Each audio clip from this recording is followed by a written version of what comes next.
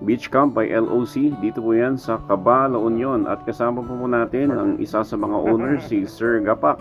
Ito po yung kanilang Facebook page. Dalawin niyo po sila. At ito po yung kanilang mga amenities. Meron po silang mga nipahat na kung saan pwede po kayong magstay overnight. And of course, dahil po ito ay beach camp, ay tingnan po natin yung kanilang beach.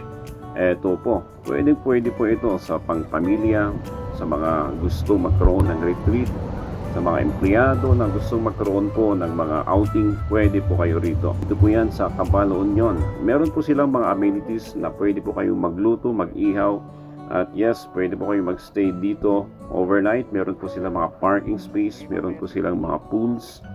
Dito po yan sa Beach Camp by LOC. Eto po, meron po silang mga pools, meron po silang mga accommodation, at isa sa mga pinunta ko rito ay eto yung kanilang kusina. Tingnan po natin at may gagawan po tayo saglit.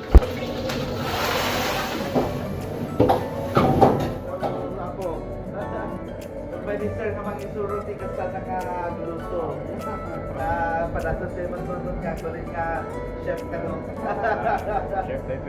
Beach Camp by LOC, Caba, La Union.